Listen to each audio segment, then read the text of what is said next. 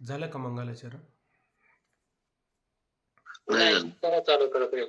ऐकलं का? बर. सच्चिदानंदरूपाय विश्वोत्पत्त्यादि हेतवे तापत्रय विनाशाय श्रीकृष्णाय वयं नमः. जयांचे केलिया स्मरण होय सकळ विद्याचे अधिकरण तेची वंदोन श्रीचरण श्रीगुरूंचे ते नमस्कारोनी आता.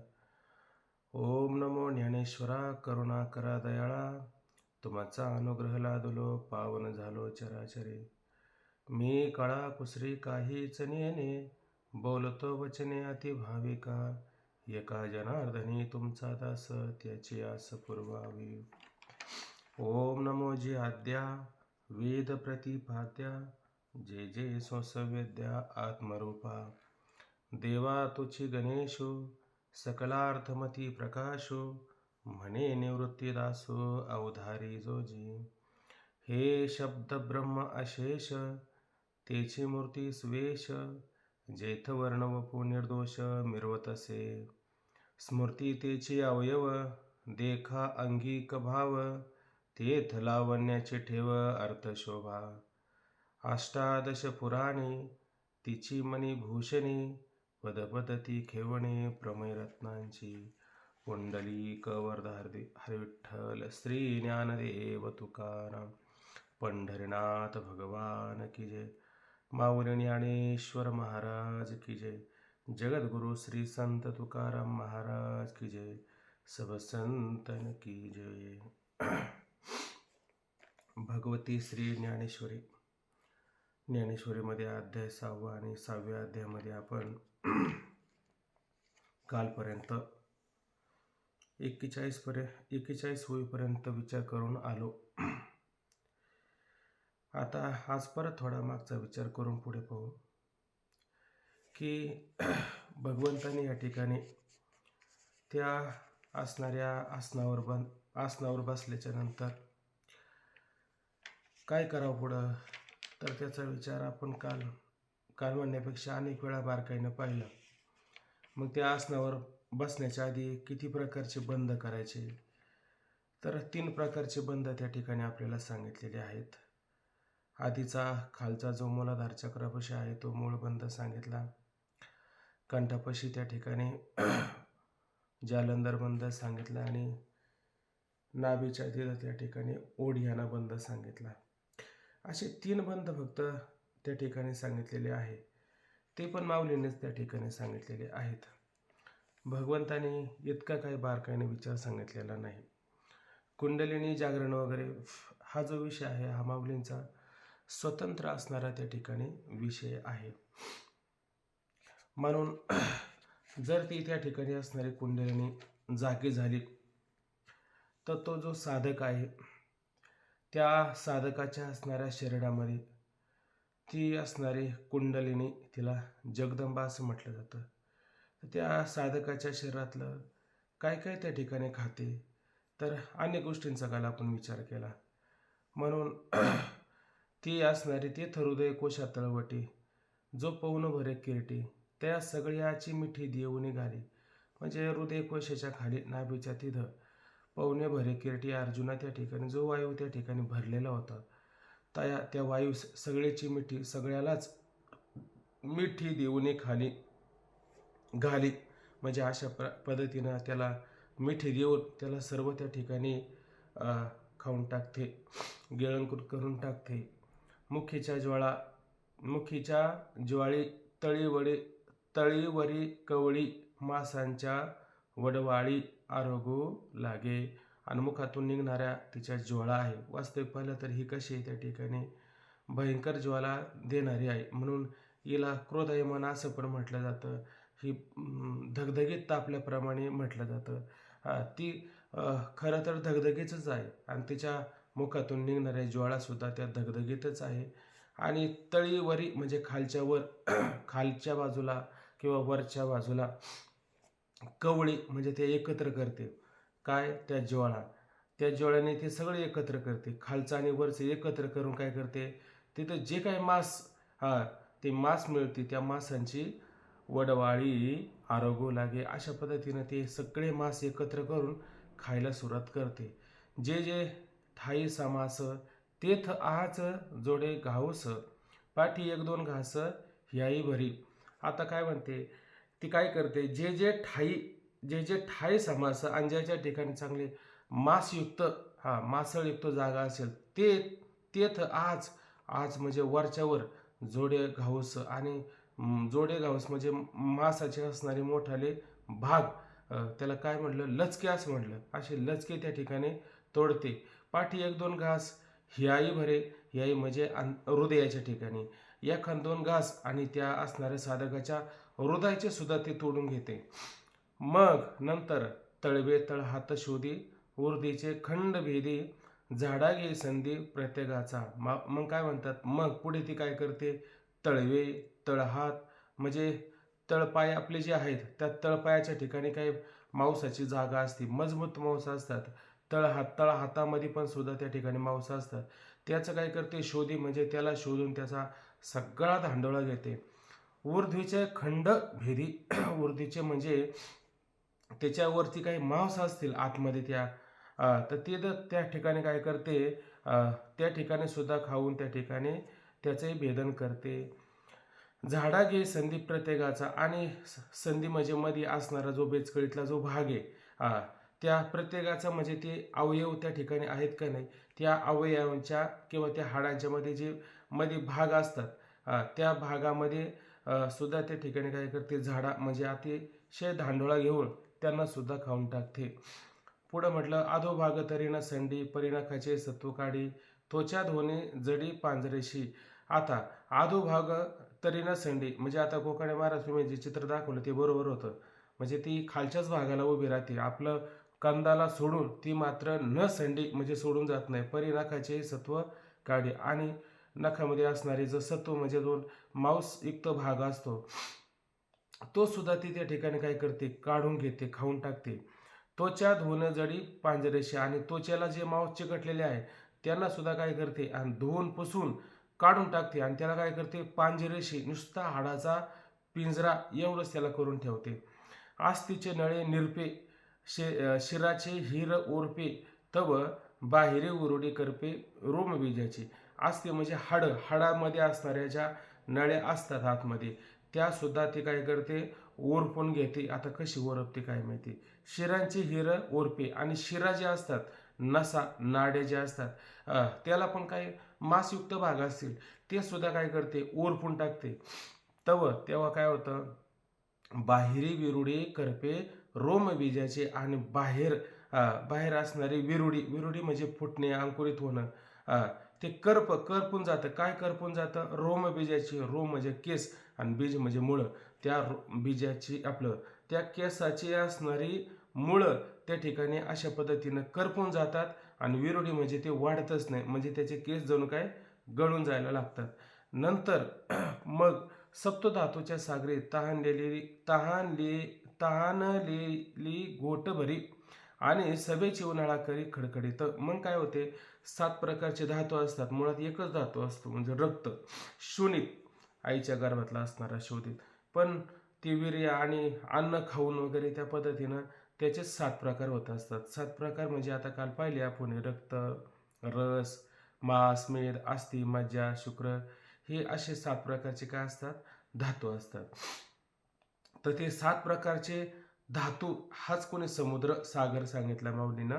आणि इतकी ताणलेली असते कालच पाहिलं कशी ताणलेली. जोर तोरी समुद्र करे गरजना जो त्या अगस्ती ब्राह्मणा देखरे नाही. म्हणजे अगस्ती ब्राह्मण आला म्हणजे अगस्ती ब्राह्मण आल्याच्या नंतर समुद्राला काय करतो एका आचमनामध्ये घोट घेत असतो गट्टम करतो. त्याप्रमाणे हे काय करते हे 7ही प्रकारचे असणारे सप्तधातूचे सागर इतकी ताणलेली का त्या सगळ्याचा अगस्तीप्रमाणे एकदमच घोट घेऊन टाकते आणि सवेची उन्हाळा करी खडखडीत. आणि त्या साधकाच्या शरीरामध्ये सवेच लागलेच लगेच अशा पद्धतीनं काय करते पिल्यासरच्या शरीरामध्ये सगळीकडं खडखडाट म्हणजे उन्हाळा करते. कुठेही त्या ठिकाणी असं ओलसर भाग ठेवत नाही. नासापुटीने वारा जो वाहतसे आंघोळी बारा तो गचिया धोरणे मागरा आतू घाली. आता ती काय करते नासापुटीने वारा आता नाकातून 12 बोटं जात असे आंघोळे 12 आणि 12 बोटं नाकातून तो वारा वाहत असतो. असा असणारा वारा तो गच्चीय धोरणे माघारा, आणि त्याची गच्चीच धरते चांगली, मानेलाच धरते. गच्ची म्हणजे मानेला धरणं, धरुणी माग वर आत घाले, त्याला परत माग घेऊन आत घालते. तेथ आध वरती अंकुचे अंकुचे ऊर्ध तळोते खाचे, तया खेवा माझे चक्राचे पदर वरती. तेथ त्या ठिकाणी काय होते, अध म्हणजे खालचा, वरती अंकुचे म्हणजे खालचा वायू वर जाऊ देत नाही का. आता गच्चीलाच धरलं तर कसं काय जाईल वर, म्हणजे तो तिथं दाबला जातो, आकुचित पावतो. ऊर्ध तळाचे खाचे, आणि वरचा जो प्राणवायू घातला तो खाली येऊ लागला. बर, मग काय झालं, तया खेवा माझे चक्राचे पदर वरती. आणि त्यावेळेस काय होतं, त्या खेव म्हणजे भेट, मिलन, संबंधा माझी म्हणजे मध्ये काय होते, चक्राचे पदर वरती. आणि अशा पद्धतीनं ते चक्राचे असणारे पदर आहे, ते पदर काय होतात, उरतात. वाचते पाहिलं तर आता आपण आज पाहू, जितका वेळ भेटेल त्या पद्धतीनं ते चक्र कसे तयार झाले, ते चक्र आपल्याला आज थोडे पाहिजे. पाहू चला पुढं. एरवी तरी दोन्ही तेव्हाची मिळते. आता हे दोन वायू तेव्हाच मिळतात.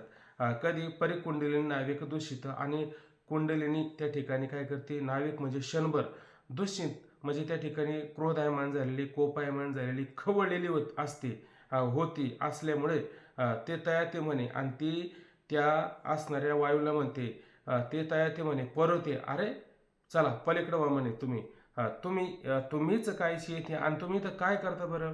ऐके पार्थिव धातू आगवी. आता अर्जुन ऐक म्हणे, काय पार्थिव म्हणजे पृथ्वीच्या संबंधाने, पृथ्वीपासून जे निर्माण होते त्याला पार्थिव असं म्हटलं जातं. बर, धातू आगवे म्हणजे पृथ्वीचा धातू कोणता आहे, हाडं वगैरे हे जे काय ते पृथ्वीचेच धातू त्या ठिकाणी. आणि त्याच्यामध्ये विचार करता येईल, जाऊ दे, ते हाडं म्हणण्यापेक्षा पृथ्वीच्या संबंधाने असणारे ज्या त्या ठिकाणी धातू आहेत, म्हणजे रक्त त्या ठिकाणी असं लक्षात घ्यायचं. आरोग्यता काही नवरी, आणि त्याला सुद्धा काय करते, आरोग्यता म्हणजे खाऊन टाकते, काही नवरी काही उरूच देत नाही. आणि आपातेतावर ठेवी पुसून या, आणि जो आपाचा भाग आहे त्या ठिकाणी, त्या आपाच्या भागाला काय करते, ठेवी पुसून या, तेव्हा त्या आपाच्या भागाला सुद्धा काय करते, पूर्णपणे पुसवून टाकते, काही ठेवतच नाही. आयशी दोन्ही भूते खाई. कोणती दोन्ही भूते खाई, पृथ्वीच्या संबंधाने आणि आपाच्या संबंधाने. म्हणजे कडक भाग आणि पातळ पाण्याचा भाग, या दोन्ही भूतांना त्या ठिकाणी खाऊन टाकते. ते वेळी संपूर्ण धाय, आणि तेव्हाच त्या ठिकाणी ती पूर्णपणे धाय, सुखी होते, समाधानी होते, तृप्त होते. मग सौम्य होणे राहे शोषुभनेशी, आणि मग ती पुढं काय होते, सौम्य, आहे का नाही. म्हणजे सौम्य राहिली म्हणजे तिचा असणारा जो रुद्रपणा, कोपायमानपणा, खवळणारापणा, तो काही नष्ट झालेला आहे का, तो नष्ट होत नाही. एखादा मनुष्य तमोगुणी असला म्हणजे जसं तुकोबराय म्हणतात की नाही, श्वान शीघ्र कोपी आपणा घात कर पापी, नाही भेड आणि धीर उपदेश नजर शिर. म्हणजे कुत्रा जो असतो, कुत्रा कधी कधी एकदम शांत असतो. म्हणजे कुत्रा शांत असला म्हणजे कुत्र्याचा भुंकण्याचा स्वभाव गेला का तो तसंच असतो. तसा तिचा स्वभाव काही जात नाही. पण आता इथं कुत्रा फक्त तात्पुरतं लक्षात घेण्याकरता घ्यायचा, पण कुत्रा घेण्याच्या मागचा तो येतो नाही. तिला त्या रूपकाचं फक्त मला वर्णन नाही करून सांगायचं, एक उदाहरण देऊन सांगायचं होतं. म्हणून ती सौम्य होते. सौम्य जरी झाली पण तिचा तोंडातून निघणारं जी आग्नी, ती गरळ, विष इतकं भयंकर असतं, पण साधकाला फार चांगलं असतं. सर्पिन पाहिले की नाही, सर्पिनच्या मुखातून निघणारं गरळ कसं असेल बरं, विष कसं असेल बरं त्या ठिकाणी. एक थेंब भरपूर झाला मरण्याकरता, इतकं ते भयंकर असणारं गरळ आहे. पण साधकाच्या कंदावर असणारी ही जी जगदंबा आहे, हिच्या तोंडातून निघणारं गरळ हे एकदम लाभदायक त्या ठिकाणी असतं. मग आता त्या ठिकाणी ही जी असणारी कुंडलिनी जगदंबा आहे, ही कुंडलिनी जगदंबा त्या ठिकाणी कशी त्या नाडीमध्ये राहते, त्या नाडीचा काल आपल्याला थोडा विचार करायचा होता. मला असं वाटतं इथं जेवण आपलं थांबलं होतं, आणि पुढा विषय आपल्याला राहिला होता. कोणता ग्रंथ म्हणले काल, शिवसरोदय असा असणारा ग्रंथ होता. ते थोडं मी गुगलमध्ये पाहिलं, आणि त्याच्यामध्ये तो पाहिला, पण मला काय एवढा बारकाने त्याला विचारात घेता नाही आलं. पण थोडा मुद्दा आता लक्षात आहे. त्याच्यामध्ये ना असं म्हटलं की हे शरीर आहे, आणि ह्या शरीरामध्ये आपल्याला कथा कीर्तनामध्ये नाही ह्या गोष्टी नाही वरच्यावर सांगितल्या जाते. पण जे साधक आहे, ज्याने दीक्षा अनुग्रह घेतला असेल, त्या साधकांच्या बाबतीत त्यांना हा अनुभव असेल त्या ठिकाणी. तर त्याने असं म्हटलं की आपण श्वास घेतो आणि श्वास टाकतो, बरोबर आहे की नाही? आपण श्वास घेतो आणि श्वास टाकतो. जेव्हा आपण त्या ठिकाणी श्वास घेत असतो तेव्हा एक उच्चार होत असतो त्या ठिकाणी. ही साधना जी आहे ना, ही साधना आपल्याला बाहेर कुठं जाण्याची काही गरज नाही. काही त्या ठिकाणी लौकिक साधनाची आवश्यकता पडत नाही. आपल्याकडं भगवंताने सगळं दिलेलं आहे. जसं तुकोबरा म्हणतात की नाही, तुझं आहे तुझं पशी परी तू जागा चुकलाशी. म्हणजे तुझं आत्मस्वरूप तुझ्यापासून दूर नाही, त्या आत्मस्वरूपाच्या तू जवळ आहे आणि त्याचं साधन तुला बाकी कुठं शोधण्याची गरज नाही, ते साधन पण तुझ्या जवळ आहे. कालच काहीतरी म्हटलं आपण, अजपा जपणे उलट प्राणाचा, तेथे मनाचा निर्धार असे. असे बरेच काही त्याच्यामध्ये मुद्दे असतात आणि आपण फक्त ते ऐकून असतो, हरिपाठ काकडा करतो, पण त्यातलं तात्पर्य काय अजून काय आपल्याला कळलं नाही. कधी कळलं आपल्याला? जेव्हा ह्या ज्ञानेश्वरीचा, गाथ्याचा, ह्या ग्रंथाचा बारकाईने विचार करू, मग कळलं आपल्याला हरिपाठ इतकं छोटासा आहे. छोटासा नाही, ते वेदांताचं छोटंसं पिल्लू आहे. आणि छोटंसं जरी असलं तर काम सगळ्या जिथं हे अख्खा ग्रंथ जे काम करतो की नाही, ते तेवढेच असणारे अभंग काम करतात. एकाने म्हणे बाजारामध्ये गेला आणि विकायला काढले, काय विंचू विकायला काढले. छोटाले विंचू, मोठाले विंचू, सगळे विंचू. ते विंचू काढले की त्याला रंगीत करायचं मस्तपैकी छान, म्हणजे गिरायकाने पाहिलं ना त्याला असं आकर्षण वाटलं पाहिजे. आणि ते बाजारामध्ये विकायला गेल्याच्या नंतर गिरायकाने विचारलं, केवढ्याला विंचू? ते म्हणजे 10 रुपयाला. कोणता? कोणताही घ्या. अरे म्हणले, मोठा विंचू मग जास्त महाग विक, छोटा विंचू कमी महागाचं विक. छोटा विंचू रुपया, 2 रुपये, 5 रुपये इथपर्यंत. चांगला मोठा विंचू असेल तर त्याला 20 रुपये, 25 रुपयापर्यंत विक. ते म्हणले त्याची आवश्यकताच नाही म्हणे. काय बरं? ते म्हणले, तुम्ही घेऊन बघा, तुम्हाला अनुभव आला का मग मला सांगा. म्हणले म्हणले कसं काय? म्हणले, छोटा विंचू जर चावला ना तेवढीच वेदना, आणि मोठा विंचू चावला तरी वेदना तितकीच. वेदनेमध्ये आत थोडा सुद्धा बदल होत नाही. तसंच अभंग थोडे जरी असले पण काम मात्र तेवढंच करतं, आणि अख्खी ज्ञानेश्वरी वाचली तर काम मात्र तेवढंच करतं, आहे का नाही? तसं एक शिवसूर्योदय असणारा एक छोटासा ग्रंथ आहे, त्याच्यामध्ये बराच असा विचार आलेला आहे. त्याच्यात असं म्हटलं की 3 प्रकारच्या नाड्या असतात. आता त्या नाड्यांविषयी आपण कालपर्यंत बराच वेळा विचार करून गेलो त्या ठिकाणी. या नाड्या असतात, म्हणजे एका नाडीतून श्वास घ्यायचा, एका नाडीतून सोडायचा. ह्या नाड्या 2 तासानं, 2.5 तासानं त्या ठिकाणी बदलत राहतात. तो पण विचार आपण पुढं पाहणार आहे. जितकं आपल्याला त्याच्यावर चिंतन करता येईल तितकं करू वाटलं तर आपण. आज काही साधक कमी आहे, समोर पण नाही जास्त. असो, बरं काय होतं, आपण श्वास घेतो की नाही, श्वास घेताना आणि श्वास सोडताना याच्यामध्येच एक उच्चार त्या ठिकाणी होत असतो. त्याला आपण सोहम असं म्हटलं जातं, सोहम. आणि नंतर पण एका अभंगात म्हणलं, सोहम ते अस्तवले, ते पण त्याचा अस्त होऊन जातो. पण कधी होतो सोहम अस्तवले? कधी होतं? ज्यावेळेस त्या दोन्ही नाड्या आणि शांत होऊन तिसरी नाडी जेव्हा कार्य करते की नाही, तेव्हा पण ते अस्तवले, पण ती जागृत होते, पण लगेच नाही अस्तवलं जात. त्याच्यात उपासना करायची आपल्याला, त्याच्यामध्ये आपल्याला अभ्यास करायचा, तेव्हा ते अस्तवलं जातं. नाही तर ते पण अस्तवलं जात नाही. नाही तर मग ते चालूच आहे रात्रंदिवस. काय अभंग आठवत असेल तर तुम्ही सांगा. रात्रंदिवस प्राण प्राणाच्या जोडभाती, फुंकू फुंकून आवराती. फुंकू फुंकून रात्रंदिवस ते फुंकण्याचं काम चालू आहे. कसं?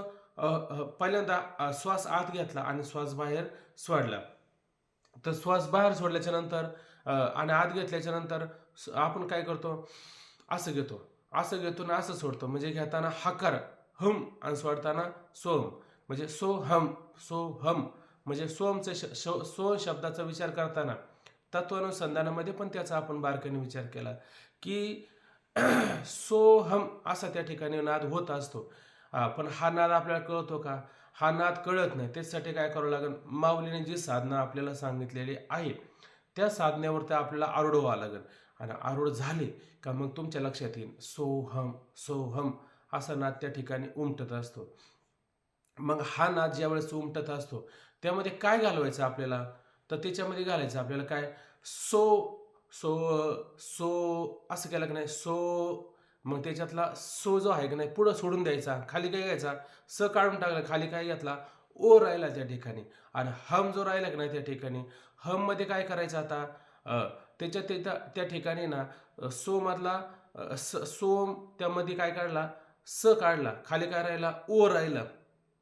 बरोबर का नाही. हा हम मध्ये काय राहिला, ह घालवायचा आणि खाली काय राहायचा, म ठेवायचा. मग आता खाली काय शिल्लक राहणार आहे, त्यातला स काढलेला आहे, फक्त ओ राहिलेला आहे. हे हम मध्ये काय काढलेलं आहे आपण, हम मधला ह काढलेला आहे, खाली काय राहिला, म राहिला. मग तो ओ आणि हा म काय झाला आता त्या ठिकाणी, ओम. ओम. हा ओम काय, हा परमात्म्याचा निर्देश करणारा मंत्र आहे त्या ठिकाणी. मग अशा पद्धतीने हे आपल्याला साधना करायची.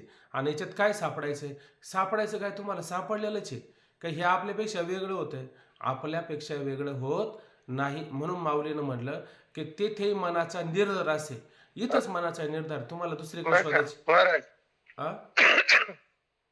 आमचे महाराज सांगायचे बाबा, हम्म, ओम आहे ना, ओम हम्म. ओम ओमच म्हटले अजप्पा जपणे उलट प्राणाचा, तोच, ते हा, पानाचा निर्धार असते. तोच म्हणजे निर्धार तो आहे. ओम फक्त उलटा, ओम उलटा झाला का सोम होतो. उलट झालं तर सोम होतं.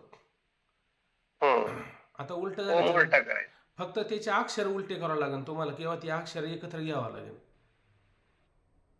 तिथं अक्षर एकत्र घ्यावं लागेल आणि त्याच्यात भागत्याग लक्षणं करावं लागेल. भागत्याग लक्षण आता म्हणजे, जसे तुम्ही हा, फोडून फोडून सांगितले ना असं, हा, तसंच थोडक्यात. हा. मग याच्यात भागत्याग लक्षणं केली ना, तो हा विठ्ठल भरवा, तो हा माधव भरवा, हे सांगितलं की नाही. मग याच्यामध्ये भागत्याग करावं लागेल. तो आणि हा पण घालवायचा आणि एक व्हायचं असतं. बरोबर आहे की नाही. याच्यात भागत्याग करा, म्हणजे हा भागत्याग केला आपण त्याचा. बरं, मग काय होतं, मग आत येणारा श्वास आणि बाहेर जाणारा श्वास, त्याच्यामध्ये काय होतं, सोहम सोहम असं त्या ठिकाणी होत असतं. पण हे कोणाला कळतं, ज्याचं चित्त त्या ठिकाणी शांत झालेलं आहे, हा, त्याच्यासाठी हे. ज्याला फार काम क्रोध आणि जो युक्त असेल त्याला अशी साधनं सांगितले तर कळणार नाही. मग ह्या साधनेमध्ये काय सापडतं आपल्याला, या साधनेमध्ये आपल्या अंतःकरणामध्ये चेतन, अचेतन, अवचेतन, हा, हे सगळे स्वर त्या ठिकाणी चालत असतात. आता हे चेतन, अवचेतन, अचेतन अशा प्रकारचे स्वर आणि त्याच्यामध्ये आधारित असतात. मग हे हे शास्त्र जे आहे ना, हे शास्त्राचं तात्पर्य असे की एखादा ज्योतिष असेल आणि त्याला ज्योतिष सांगायचं, पण ज्योतिष सांगण्याकरता ग्रंथ जवळ नाही. मग त्याने काय सांगावा, त्या ग्रंथाने काय सांगूच नाही. मग आपले श्वास पाहिजे, आपल्या नाड्या पाहिजे, आपल्या नाड्या कोणत्या चालू आहेत, हा, या नाड्यांवरती त्याने अभ्यास करायचा. या नाड्यावरती स्वतःचा अभ्यास करायचा का, या नाडीवरती त्याने दुसऱ्याचा सुद्धा अभ्यास करायचा. आणि ह्या नाडीवरती स्वर असतात आणि स्वरामध्ये काय चाललं, कशाचा निर्देश असतो, कोण निर्देश करतो, असणारा हा ओंकार सगळ्या जगताचा निर्देश करतो. जसं माऊली म्हणतात की नाही, पैसृष्टीच्या उपक्रमा पैसृष्टीच्या उपक्रमा वेडाईसा ब्रह्मा एकला होता, पूर्णभूमी मला आता आठवत नाही, तो सृष्टी न करू शके. म्हणजे माऊली तिथं म्हणतात, तो त्याला सृष्टी वगैरे काही करताच येत नव्हती. मग मी त्याला एक मंत्र त्या ठिकाणी दिला. तो मंत्र कोणता, तो नव्हता का त्याच्याजवळ, तो होताच त्याच्याजवळ, पण मात्र त्याला माहिती नव्हता. तो त्याला मी जाणून दिला, तो त्याच्याजवळच त्या ठिकाणी होता. आणि मग त्याला काय कळलं का हे सगळं त्याच्याजवळ ताब्यात आलं, ते सगळं त्याला कळू लागलं. म्हणजे तो स्वतः ज्योतिष झाला का नाही, त्याला बाकीच्या ग्रंथाची आवश्यकता पडली का, त्यानेच ग्रंथ केले, त्यानेच पुढे हे सगळं तयार करून टाकलं. फक्त एका मंत्रावरती हे सगळं तयार झालं. म्हणून एका ज्योतिषाला हे सगळं त्या ठिकाणी होत असतं. 17वा अध्याय 17वा अध्याय 23 श्लोकामध्ये आलेलं आहे ते मंत्र. बराच विचार आलेला आहे. म्हणून त्याच्यावरती काय घ्यायचं आपल्याला, त्याच्यामध्ये असं घ्यायचं. आता आपण हे शक्ती पाहिली ना कुंडलिनी, त्याच्यात असा विचार करायचा का ह्या असणाऱ्या कंदापासून नाभीच्या खालून, ह्या नाभीपासून किंवा नाभीच्या खालून किंवा नाभीपासून धरा, किती नाड्या निघतात. नाड्या सांगताना किती सांगल्यात, मला असं वाटतं 72,000 नाड्या सांगितल्यात. त्याच्यामध्ये मला वाटतं 72,000 नाड्या नाही, कितीतरी लाखांनी पण नाड्या सांगितलेल्या आहे. काही काही एकदम सूक्ष्म नाड्या असते, जशी थिता नाडी एकदम सूक्ष्म असते, पण इथं त्या नाड्यांचा विचार आला नाही. मुख्य नाड्या सांगल्या त्याने. मग मुख्य नाड्या किती असतात, त्याने मुख्य नाड्या सांगत असताना 24 नाड्या सांगितल्या. मग 24 नाड्या असतात की नाही, मग ही नाभी आहे, नाभीच्या वरती काही नाड्या जातात आणि नाभीच्या खाली काही नाड्या जातात.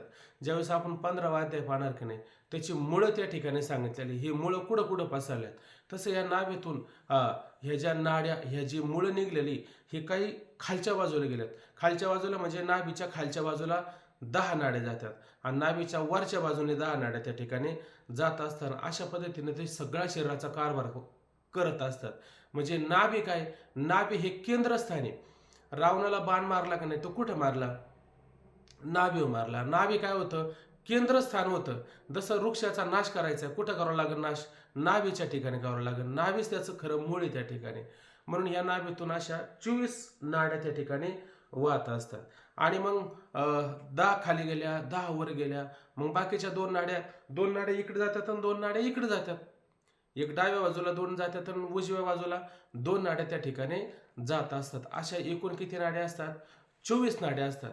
त्या 24 नाड्यामध्ये त्याच्यामध्ये 10 नाड्या ज्या सांगल्यात त्या प्राणवायू नाड्या असतात. म्हणजे त्या 10 नाड्यामध्ये प्राण वाहत असतात आणि बाकीच्या नाड्यांमध्ये बाकीचं कार्य त्या ठिकाणी वाहत असतं.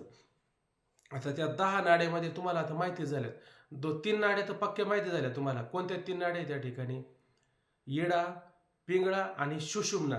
हे किती असतात, 3 नाड्या असतात, बरोबर आहे की नाही. या 3 नाड्या तुमच्या लक्षात आलं. मग बाकीच्या पण त्या ठिकाणी नाड्या असतात.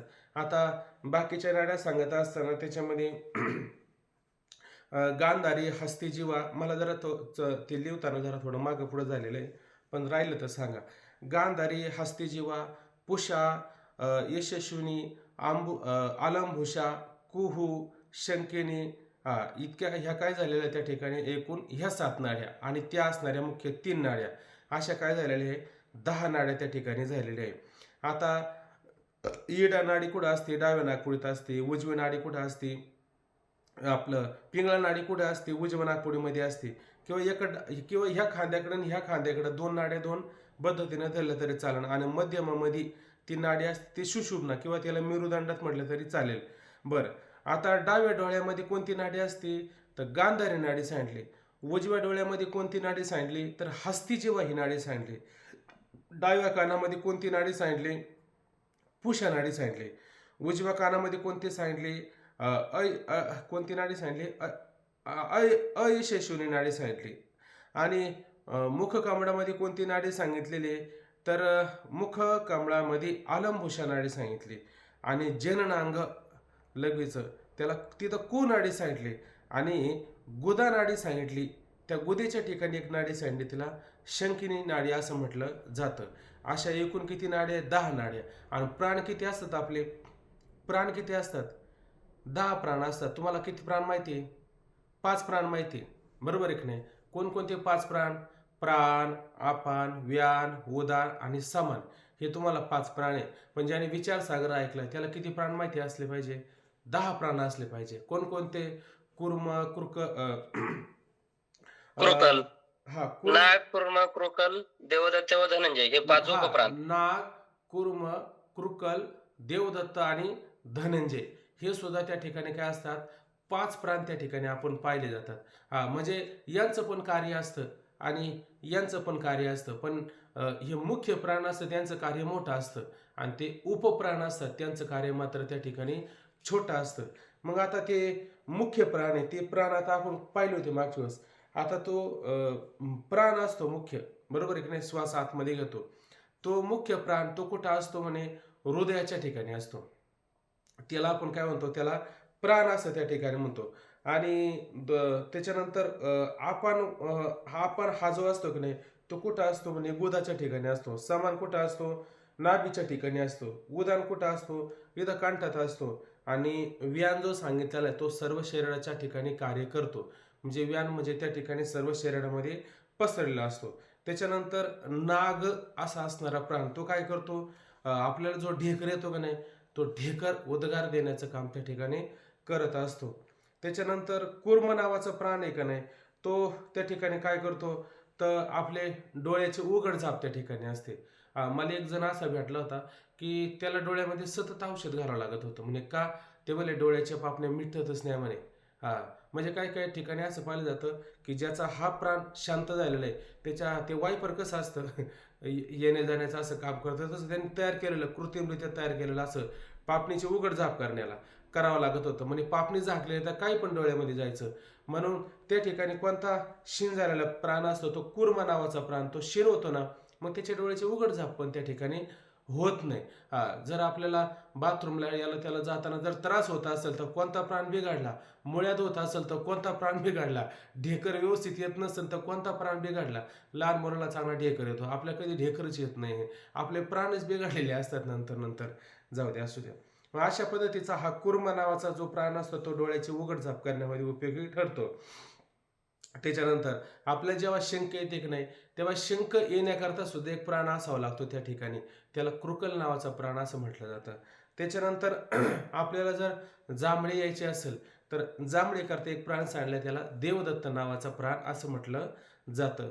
आणि एक प्राण असतो, हे 9 प्राण आहे ना सतत आयुष्यभर कार्य करतात. पण एक प्राण असतो त्या ठिकाणी तो मात्र सगळं झाल्याच्या नंतर काम करतो, तो म्हणजे धनंजय नावाचा प्राण. हा शेवटी का बरं कार्य करतो याचं काम आहे. जेव्हा आपल्या शरीरातून सगळे प्राण जातात की नाही, हा धनंजय नावाचा प्राण मात्र जात नाही, हा तिथं थांबून राहतो. का थांबून राहतो? कारण या शरीराची अशी व्यवस्था केली, ह्या शरीराला जर तुम्ही जाळलं पोळलं नाही समजा, याची विल्हेवाट लावली नाही तर काय होईल, तर ह्या शरीरामध्ये काय होतं की मग बाकीचे जे अतृप्त असणार आहे त्याला अतिवाहिक असं म्हटलं जातं, ते त्या शरीरामध्ये प्रवेश करतात पिशाचे वगैरे. आणि मग त्या शरीरामध्ये प्रवेश जर केला तर ते शरीर जर उठलंच तर काय करेल, भयंकर त्या ठिकाणी गोष्टी करू शकतं. म्हणून भगवंताने अशी तयारी करून ठेवली का त्याच्या ठिकाणी जो धनंजय नावाचा प्राणी हा 9 प्राण गेल्याच्या नंतर शरीरामध्ये शिल्लक राहतो आणि शरीराला काय करतो, फुगवतो. किती फुगवतो, जसं आता एखादा फुगा घेतला आणि फुगवलं, फुटणार नाही का, तसं हा असणारा प्राण या शरीराला फुगवतो. याची विल्हेवाट जोर लागत नाही तोवर फुगायचं काम करतो. इतका फुगवतो कोणी नाही भेटलं तर फोडून टाकतो. शरीर मात्र ठेवत नाही. म्हणजे भगवंतानी ही सगळी तयारी करून ठेवलेली. तुम्ही काळजी करू नका आपलं पुढं काय होईल त्याची काळजी करू नका, हे सगळं आपल्या शरीरामध्ये होतच राहतं. अशा पद्धतीने हे शरीर संपलं म्हणजे त्या पिशाच येऊ नाही तर काय येऊ, त्याला मात्र काय करण्याची आवश्यकता पडत नाही. ते मांडी वगैरे देतात ना शेवटी त्याचं कारण काय, कोणी त्याच्यामध्ये प्रवेश करू नये. आणि नसलं कोणी मांडी द्यायला तर हा प्राण मात्र त्या ठिकाणी कार्य करतो. अनेक विचारसागर सुरू असताना त्या ठिकाणी झालेला आहे. जाऊ दे, आता त्याचा काही जास्त विचार करण्याची गरज नाही. आता तुमच्या काय लक्षात आलं की हे 10 असणाऱ्या नाड्या, 10 नाड्या असतात, त्यांची नावं पण लक्षामध्ये आले. नाही लक्षात आली तर तो पाठ आता रेकॉर्डिंग चालूच आहे आपला, त्याच्यामध्ये आपल्याला जर वाटलं कधी तर आपण तो विचार करू शकतो. आणि ते प्राण पण लक्षात आले, त्या वाहणाऱ्या नाड्या कुठं वाहतात, काय काय कार्य करतात, त्या नाड्यांचं आपल्याला काही जास्त कर्तव्य नाही. आता आपल्याला मूळ नाड्या किती पाहिजेत, 3 नाड्या पाहिजेत. इडा, पिंगळा आणि सुषुम्ना अशा असणाऱ्या 3 नाड्या, या 3 नाड्यांचा आपण विचार करायचा. आता इडा नाडी जे सांगितलेले, त्या इडा नाडीमध्ये कोणती देवता किंवा ती कोणती नाडी सांगितली जाते तर तिला चंद्र नाडी म्हटलं जातं. आणि जी पिंगळा नाडी असते तिला कोणती नाडी म्हटलं जातं तर तिला त्या ठिकाणी सूर्य नाडी त्या ठिकाणी म्हटलं जातं. आता ही इडा नाडी असते की नाही, या इडी नाडीतून काय निघतं तर इडी नाडीतून त्या ठिकाणी अहम असा त्या ठिकाणी स्वर निघत असतो. आणि पिंगळा नाडीतून कोणता स्वर निघतो, सोहम असा त्या ठिकाणी स्वर असतो. म्हणजे इडेतून अहम निघतो आणि पिंगळेतून सोम निघतो. आता याचं असं होतं, त्या नाड्या जर बदलल्या तर मग स्वर पण उलटे होतील ना, नाड्या बदलल्या तर स्वर उलटे होते की नाही. पण याने का सांगितलं असं, ते म्हणले अशा वेळेस म्हणजे इडा म्हणजे चंद्रनाडी जेव्हा चालू असेल का नाही, त्या चंद्रनाडी चालू असताना ती शीतल असते, चंद्रनाडी सौम्य असते. वास्तविक पाहिलं तर रात्री आपल्याला जर झोपायचं असेल तर थोडं वाद घ्यायची, कोणती कापसाची वाद घ्यायची आणि अशी नाकाच्या पुढं धरायची. नाकाच्या पुढं धरताना ना जर आपल्या नाकातून कोणती नाडी चालू आहे, जर उजवी नाडी चालू असेल तर मनुष्याने बिनधास्त झोपावं. का झोपावं, उजवी नाडी आणि थंडीचे दिवस आहे आणि उजवी नाडी म्हणजे कोणती, सूर्य नाडी. तिला श्यामवर्ण नाडी असं म्हटलं जातं. ती गरम नाडी असते. आणि जर आपल्याला रात्रीची चांगली झोप यावी असं वाटत असेल तर सूर्य नाडी जर चालू असेल आणि त्याच्यामध्ये तुम्ही जर झोपले तर तुम्हाला चांगली झोप येऊ शकते.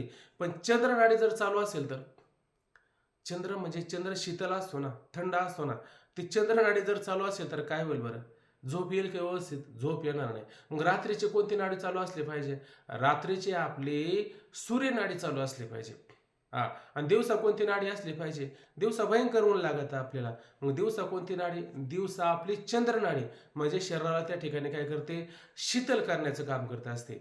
या चंद्र नाडीवरती आणि सूर्य नाडीवरती साधकाने सतत लक्ष ठेवायचं. म्हणजे ज्याला ही साधना करायची असेल त्या साधकाने या नाडीवरती काय करायचं, सतत लक्ष ठेवायचं. त्याला जर एखादं कार्य करायचं, जर त्याला त्या ठिकाणी एक मवाळ सौम्य नाजूक जर कामं करायचे असेल तर त्याने मग कोणत्या नाडीचा विचार करायचा? त्याला एकदम सौम्य, शीतल, अगदी सावकाश, मऊ, नाजूक कामं करायची आहेत. त्याने येडा नाडी चालू असताना हे कामं करावं का? येडा नाडी कशी असते? गरम असते ना. मग येडा नाडीमध्ये काम करू नये. मग ज्या वेळेस चंद्र नाडी असेल का नाही, एखाद्या बैठकीमध्ये बसले, एखादा निर्णय घ्यायचा आहे, डोकं शांत पाहिजे ना आपलं.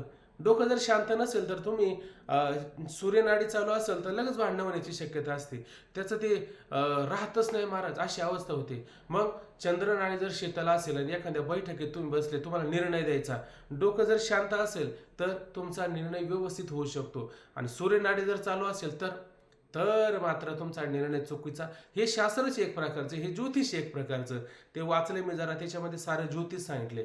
म्हणून त्याने काय केलं की चंद्रनाडी चालू साधं सकाळचं उठताना सुद्धा त्याने असं म्हटलं की पहिल्यांदा नाकाचे श्वास पहा नक्की, अशा हातावर घ्या आणि घेऊन काय करा पहा. आणि जर तुमच्या डावी नाकपुडी चालू असेल ना तर काय करायचा, पहिला डावा पाय जमिनीवर ठेवायचा. उजवी नाकपुडी चालू असेल तर उजवा पाय जमिनीवरती ठेवायचा. असा बराच त्याच्यामध्ये विचार आलेला आहे. तुम्ही डावी नाकपुडी म्हणजे वाम नाकपुडी आहे का नाही, मग त्या वाम म्हणजे पूर्व दिशा किंवा उत्तर दिशा असेल, उत्तर दिशेला पूर्व दिशेला जायचं असेल तर ती नाकपुडी चालू असेल, किंवा त्या डावी वाम येडा जर चालू असेल तर त्या दिशेचा प्रवास तुम्हाला घातक आहे असं सांगितलं त्याने. का बरं? कारण ती पूर्व दिशा आहे, डावी नाकपुडी जर चालत असेल तर तुमचा घात होण्याचं किंवा तुमच्यावरती संकट येण्याचं त्या ठिकाणी काय होऊ शकतं. अशा काही गोष्टी त्या ठिकाणी. उजवी नाकपुडी म्हणजे दक्षिण, ह्या खालच्या दिशेने आले की नाही, ही नाकपुडी चालू असताना ह्या इकडे जाऊ नये. उदाहरण देऊन सांगायचं, मला सांगा, उन्हाळा आहे, असा भरपूर भयंकर उन्हाळा आहे आणि त्याच्यामध्ये जर अग्नी पेटावला आणि त्या अग्नीच्या जवळ शेकायचं योग्य आहे का? योग्य नाही ना. मग काय पाहिजे, थंडावा घेऊन गेलं पाहिजे ना. तसं डावी नाकपुडी चालली आणि इकडं थंडावा भाग आहे, मग इकडं कोणत्या नाकपुडी चालू असताना जायचं, तर उजवी नाकपुडी म्हणजे पिंगळा नाकपुडी चालू असेल तर ह्या बाजूने प्रवेश करायचा, अन्यथा ह्या बाजूने प्रवेश करायचा नाही. त्याचे बरेच त्या ठिकाणी कारणं त्या ठिकाणी दिलेली आहेत. म्हणून आता यांना काय करायचं, आपल्याला सम करायचे म्हणजे याच्यावरती विजय मिळवायचा. म्हणजे काय विजय मिळवायचा, त्यांचं असं म्हणणं आहे, तुम्हाला जर एखादं सौम्य कार्य करायचं असेल, उजवी नाकपुडी चालू असेल म्हणजे पिंगळा जर चालू असेल, गरम जर चालू असेल तर काय करावं लागेल, मग तुम्हाला सौम्य थंड चंद्र असणारी नाडी त्या ठिकाणी चालू करावा लागेल. मग ते चालू कसे करायचे, जसं प्राणायाम पाहिला की नाही आपण आधी, तो प्राणायाम कसा करतो, प्राणांना आपण समान करतोय की नाही, त्या पद्धतीनं या येडा आणि पिंगळ्याला आपल्याला समान पण करता आलं पाहिजे. मग येडा आणि पिंगळ्याला जर समान करता आलं तर ते कार्य जे आपले आहे की नाही, ती कार्य आपल्याला त्या ठिकाणी साधून घेता येतात. पण जर त्या ठिकाणी विषमता असेल आणि आपलं कार्य आपण जर साधण्याचा प्रयत्न केला तर काय होईल त्या ठिकाणी, तर अशा पद्धतीनं आपलं कार्य त्या ठिकाणी पूर्णत्वाला जाऊ शकत नाही. म्हणून येड्यातून काय कार्य करायचं, पिंगळ्यातून काय कार्य करायचं आणि सुषुम्नेतून काय कार्य करायचं हे लक्षात घ्या. सुषुम्ना जर सुरू झाली आणि त्या सुषुम्ना कशी असते, क्रोधायमान असते. आता पाहिलं की नाही, तिच्या तोंडातून काय काय निघतं हे पाहिलं. मग ती कशी असते, क्रोधायमान असते, खवळलेली असते. मग याच्यामध्ये काय करायचं, यामध्ये फक्त एकच कार्य करायचं, साधना करायची. कोणती साधना करायची, मुक्त होण्याची साधना करायची. सुषुम्ने नाडीमध्ये बाकीचं जर तुम्ही कार्य करू लागले तर ती तुम्हाला कधीही लाभदायक होऊ शकत नाही. सुषुम्ना नाडी चालू असताना संसार, अमुक तमुक ह्या सगळ्या गोष्टी सगळ्या बाजूला ठेवून द्यायच्या. मग काय करायचं, पारमार्थ एक पारमार्थच करायचा, साधन एक साधनच करायचं, अनुष्ठान एक अनुष्ठानच करायचं, ते ज्ञानच प्राप्त करून घ्यायचं. कधी, आता चालू एक नाही सुषुम्ना, या काळामध्ये ती सुषुम्ना आपली चालू असते. मग या सुषुम्ना नाडीमध्ये ती कुंडलिनी जगदंबा थारा घेतलेली असते आणि त्या ठिकाणी ती काय करते, गरळ ओकते, ती आपल्यावरती कृपा करते आणि कृपा करून आपण आपला तो मोक्ष आहे, जी मुक्ती आहे त्या ठिकाणी ती प्राप्त करून देण्यास आपल्याला समर्थ होते. म्हणून सुषुम्ना नाडीमध्ये बाकीचं कार्य करू नये असं त्यांचं त्या ठिकाणी म्हणणं आहे. मी फक्त थोडं ऐकलं आणि तुम्हाला फक्त सांगण्याचं काम केलं. तुम्हाला जर वाटत असेल की हा ग्रंथ बारकाईनं वाचायचा, तुम्हाला तो मिळतो किंवा त्या गुगलमध्ये सुद्धा सर्च केला की तो ग्रंथ तुम्हाला तिथेही मिळेल. तुम्ही तो हिंदीमध्ये ग्रंथ आहे, अशा पद्धतीनं तुम्ही वाचून त्याचं तुम्हाला ज्ञान प्राप्त होऊ शकतं. बराच त्याच्यामध्ये विचार आहे, पण आता सांगायला त्या ठिकाणी वेळ नाही. आता ती एक गौर रंगाची, एक श्याम रंगाची, एक आमुक रंगाची, एक केशर रंगाची. आता ही सुषुम्ना केशर रंगाची सांगितली, चंद्रनाडी गौर रंगाची सांगितले, सूर्यनाडी त्या ठिकाणी श्याम वर्णाची सांगितली, म्हणजे काळसर असणारी नाडी. अशा नाडीचे रंग पण सांगितले, त्याचा परिणाम पण सांगितला. भरपूर मी ती रात्री 12 वाजून गेले तरी ते ऐकत होतं. म्हणलं आता बस भरपूर झाला, अख्खा पाठ याच्यामध्ये होऊन जाईल आपला, असं होईल नाही का. ही सुषमा नाडी पाठच्या वेळेसच असते ना आपल्या शरीरात तयार होते ना? कधी पण होते चालू, मध्ये मध्ये पण चालू होऊ शकते ती. होय. साधना जर बळकट असेल, तुम्ही जर चांगले साधक जर असाल तर तुम्ही त्याला चालू करू शकता. अनेकाने ती चालू केलेली, त्याचे पुरावे पण त्याच्यामध्ये आलेले. ती चालू होते, पण स्वाभाविक स्वाभाविक कधी होते चालू? सकाळचं पहाटेला चालू होत असते. ते ज्योतिष जर बारकाईने पाहिलं ना आपण, त्या तिथीचा लय होतो. तो तिथीचा लय कधी होतो माहिती का? हा सकाळचा होतो. सूर्योदयाच्या आधी जर आली तर मग ती धरली जात नाही, क्षय झाला. सूर्योदयाच्या नंतर येत असेल मग ती मानली जाते. मग कधी कधी 15 वाड्यामध्ये 14 दिवस येतात, तिथीचा लय झाला, तिथंच मान्य केलं जातं. ज्योतिष जर बारकाईने पाहिलं तर त्याच्यामध्ये पण असा विचार आलेला आहे. आता माझं फक्त चुकत असेल थोडं मागं पुढं सांगायचं, पण तिथंच मात्र तिथीचा लय सांगितलेला आहे. ज्याला ज्योतिष माहीत असेल त्याला माहीत असेल. बरं चला, आता आपण ह्या सगळ्या नाड्यांचा विचार पाहिला. पुढे पहा,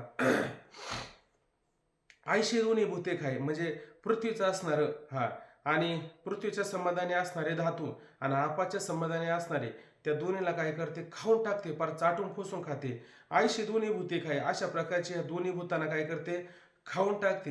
आता या नाड्यांमध्ये पण ते भूत आलेली, पंचमहाभूत ती नाडी सुरू झाली का त्याच्यामध्ये आता परत आता हे सारखं चालूच राहणार आहे आपलं. कोणकोणती भूतं कोणकोणत्या वेळेला त्या नाड्यांमध्ये येतात, प्रवेश करतात, कोणत्या वेळेला कोणत्या भूताचा नाश होतो, हे सारखं चालूच असतं. असं जाऊ दे, आता तो विचार नको. आयशी दोन्ही भूते काय, अशा पद्धतीनं ती दोन्ही भूतांना खाऊन टाकते. त्यावेळी संपूर्ण आहे, आणि त्यावेळेस काय होते? पूर्णपणे म्हणजे आता खाता का काय? आता म्हणले फार थोडी सुद्धा जागा राहिली नाही. म्हणजे पोट भरल्याच्या नंतर ढेकरे जेवण दिशे साचं, नाहीतरी काचे कोणती ढेकर दिला की मग तुम्हाला जेवण झालंय हे सिद्ध होतं की नाही. कुंथाचे ढेकरे, कुंथून ढेकर दिला का मग कुंथाचे ढेकरे न पावेल पुष्टी, रूपदावी कष्टी मळीन वरे, तो खूप राहतात. कुंथून जर ढेकर दिला तर तो कठीण म्हणजे मळ्यान झाल्यासारखा असतो, नुसता आव आणतो त्या ठिकाणी. पण हिनं आव नाही आणला, ही खरंच तृप्त झालेली, हे समाधान झालेले का?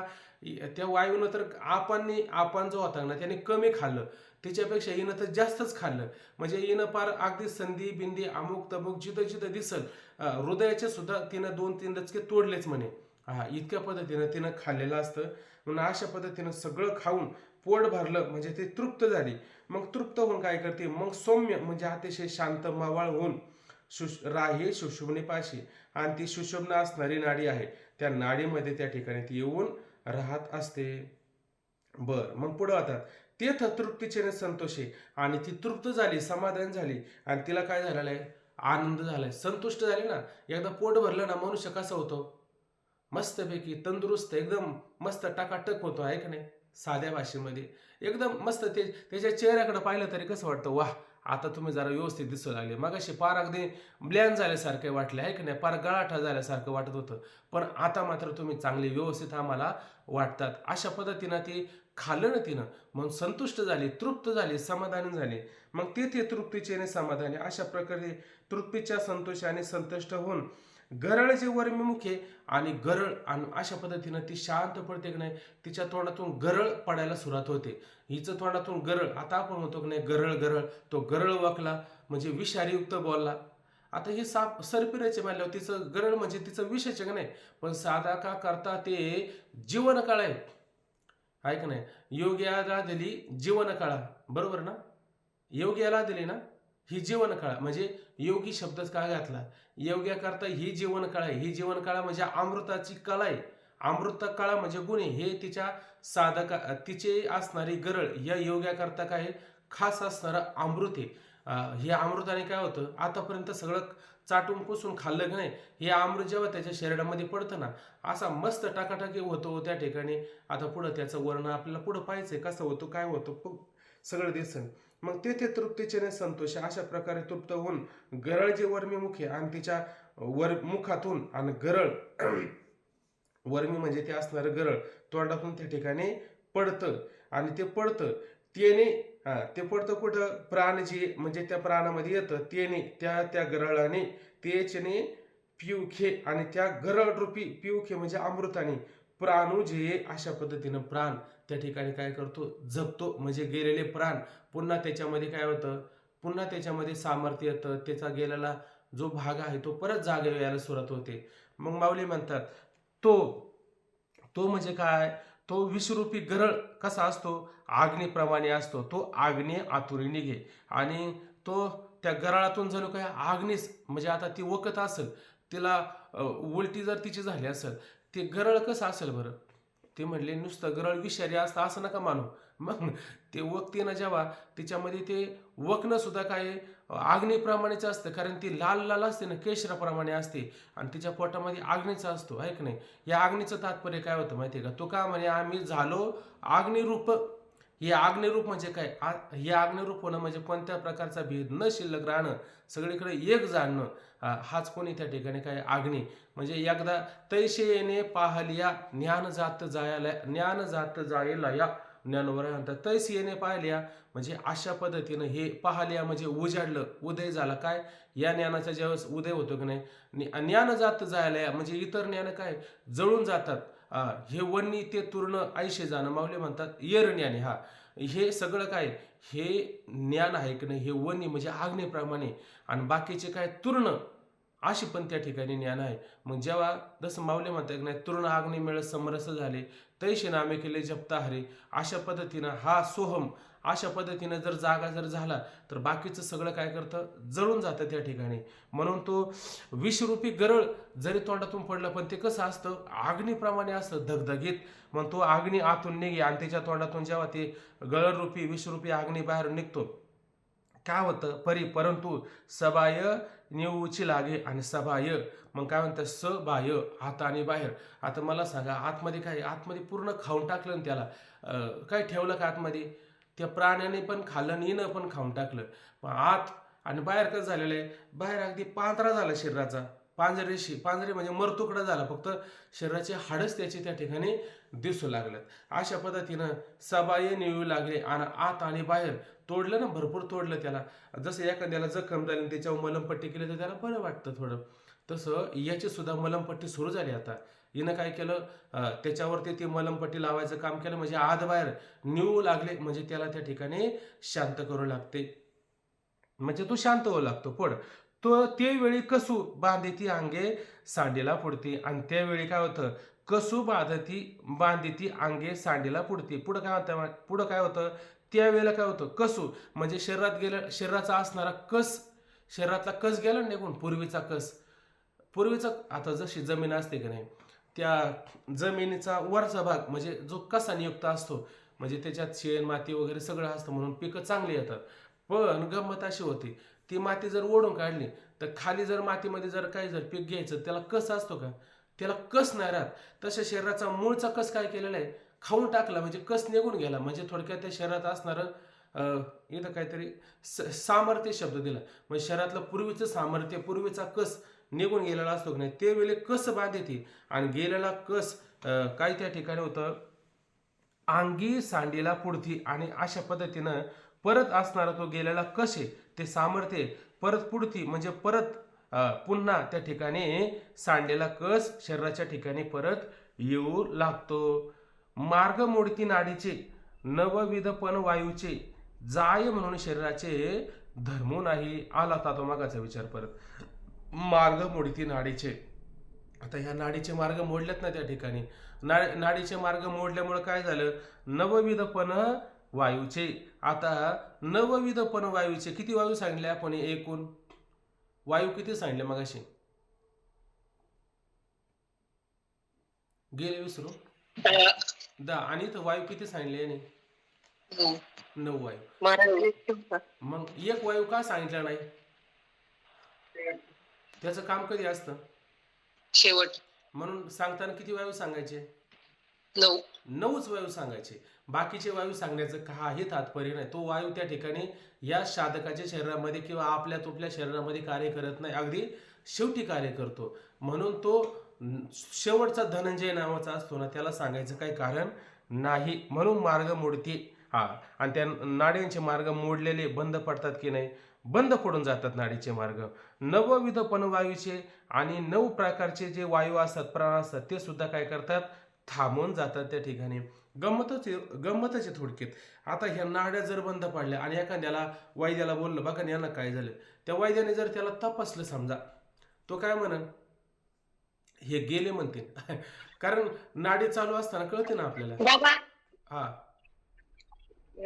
तो जो धनंजय वायू आहे हा तो शरीर गेल्यानंतर तर तू सांगितला, परंतु शरीरात असताना सुद्धा कधी कधी काही शरीराला हे झाल्याच्या नंतर सुद्धा असते, तो त्यावेळेस नसतो का? नाही, मला नाही एवढं सांगता यायचं, पण कदाचित. पण मला फक्त आता याच्यामध्ये ऐकलं ना, विचारसागरामध्ये पण ऐकलं, बऱ्याच ठिकाणी सांगितलं का ते म्हणजे की तो वायू शरीर सगळे प्राण गेल्याच्या नंतर तो शेवटी त्या ठिकाणी शिल्लक राहतो आणि अशा पद्धतीनं तो सगळं कार्य करत असतो, असं मी ऐकलं. आता कदाचित शरीर जर फुगवत असेल किंवा आणखीन जखम होऊन त्याला जर फुगवत असेल तर काय सांगावं, त्याचं ते कार्य असू शकतं, त्याचं कार्य असू शकतं, नाही. म्हणून त्याचं कार्य आहे ना. तसं नाही. तो गेल्यानंतर तू त्याचं काम करतोस, हम्म. परंतु मला म्हणजे असं आता सहज प्रश्न निर्माण झाला, म्हणजे मी काही कुठं ऐकलं वगैरे नाही, पण ऐकलं तर तो म्हणजे कधी कधी कोणाचं नाही का किडनी ह्या त्यांचे हातपाय सुचतात किंवा काय असं कुठं मार लागला तरी कदाचित. निर्माण बरोबर आहे शंका तुमची. शंका बरोबर आहे ती शंका बरोबर आहे ती का बा मग हे शरीर पण आपलं सुचतं, म्हणजे फुगतच ना शरीर, मूळ जागा सोडून उंचावटा तयार होतो, म्हणजे ते फुगतं. मग बरोबर आहे, एका अर्थाने त्यांचं शंका केली की कदाचित मग त्या ठिकाणी त्या वायूचं कार्य असू शकतं. बरोबर आहे. आणि बोला आता, खाली कोणी शोधात आहे, बोला, तुमचं राहिलं बोलायचं, हात वर केला होता, बोला, शंका नका ठेवू कोणत्या प्रकारची. गोंदवलेला महाराजांचा समाधी सोहळा चालू आहे ना, आता मी 6च्या एसटी गोंदवलेला निघालीये, म्हणून म्हटलं लेफ्ट होऊ का? बरोबर बरोबर, चालेल चालेल, काय हरकत नाही. हो. ते धनंजय वायू ना, हम्म. ती एका ठिकाणी वाटण्यात आलं माझ्या का आपलं शरीर हे टवटवीत म्हणजे ताजं तवानं ठेवायचं काम करतं. तसं फुल कसं टवटवीत राहतं गुलाबाचं, किंवा तसं शरीर हे टवटवीत ठेवायचं काम कार्य त्याचं चालू राहतं असं. हा हा हा. आणि शेवटी मग ते मला वाटतं 6 तासापर्यंत ते शरीर हे टवटवीत राहतं. जरी सगळे प्राण निघून गेले, आत्मा निघून गेला, तर 6 तासापर्यंत शरीर हे टवटवीत राहतं. त्याच्यानंतर मग ते त्याचा वास वगैरे यायला चालू होतो, तोपर्यंत ते कार्यरत असतो. हा, म्हणजे तोपर्यंत त्याचं कार्य सुरू असतं. हा 6 तासापर्यंत. मग नंतर बघा म्हणतात याला 6 तासाच्या नंतर ठेवू नका याला असं. म्हणजे तो फुगवण्याचं काम करतो असतो इथपर्यंत. हा 6 तासापर्यंत शरीराला काही होत नाही. आणि आता सध्या तो टवटवीत ठेवायचं काम करतो, आपलं डोळं, चारा वगैरे असं ऐकलं होतं एका ठिकाणी. असेल. आता माझ्या जेवढं वाचनामध्ये आलं ना, मी तेवढं तुम्हाला सांगितलं. बरं झालं तुम्ही असं सांगत चला, की म्हणजे काय होतं, सगळ्याला त्याची थोडी थोडी माहिती होत असते. आणि थोडं आणखीन प्रमाणयुक्त, आधारयुक्त जर काही मिळालं ना असं, तर मग आणखीन सोपं होतं. आमच्याकडे हे प्रमाणित याचं असं कोणाला सापडलं ना, मग आधार होतो आपल्याला. ते आपलं दादाने सांगितलं होतं एकदा की हे नाडी जी आहे ना धनंजय, जोपर्यंत शरीर जाळत नाही तोपर्यंत त्याचं कार्य करतच असते. ते कधी अचानक हात जरी राहिला तरी म्हणजे ते असं काहीतरी सांगितलं होतं एकदा, त्यासाठी पूर्ण शरीर जाळलं पाहिजे. शरीर पूर्ण जाळलं पाहिजे. बरोबर आहे. म्हणजे याचा अर्थ असा, आता या सगळ्या याच्यातून, की शरीर असतानाही ती काम करते आणि शरीर गेल्यानंतरही काम करते. जोपर्यंत ते स्थूल देह आहे ना, इथं स्थूल देहाचा विचार करायचा. जोपर्यंत हा स्थूल देह आहे तोपर्यंत त्याचं कार्य असतं. सूक्ष्म देहाशी त्याचा काही संबंध नसतो, हे लक्षात घ्या. सूक्ष्म देह स्वतंत्र आहे. हे प्राण म्हणजे हे फक्त प्राण कोणते धरायचे, वारा आणि सुगंध, एवढंच तात्पर्य. याच्यापेक्षा आता त्याचं जे प्राण असतात ते लोकांतराला जातात की नाही, लोकांतराला जातात. आणि सूक्ष्म शरीर असतं त्याच्यामध्ये काय असतं, त्याच्यामध्ये फक्त वासना असतात. ते कशा काय जातील बरं? आपलं मन चंद्रावर जातं, सूर्यावर जातं, कशामुळे जातं? आता मला वाटतं अष्टांग योग सांगत असताना त्याला प्राणाचं साह्य होतं ना, मग ह्या प्राणाच्या साह्याने तिथपर्यंत जाताना, तसं हा प्राण आणि सुगंध, मला असं वाटतं 15व्या अध्यायामध्ये याचा बारकाईने विचार आलेला आहे. जेव्हा तो 15वा अध्याय असेल ना, त्या वेळेला ते आपण विचार करणार आहे की अशा पद्धतीने हे शरीर जातं, किंवा त्याचे श्लोक पण आलेले आहे त्या ठिकाणी. वायुर्गंधानि वाशात असं एक श्लोक आहे बघा, वायुर्गंधानि वाशात असं त्या ठिकाणी सांगितलेलं आहे. म्हणून तिथं फक्त प्राण सांगितलेले, पण ह्या प्राणाचा विचार आलाय की नाही मला माहिती. पुढचं घ्यायचं का थांबवायचं आता बघा.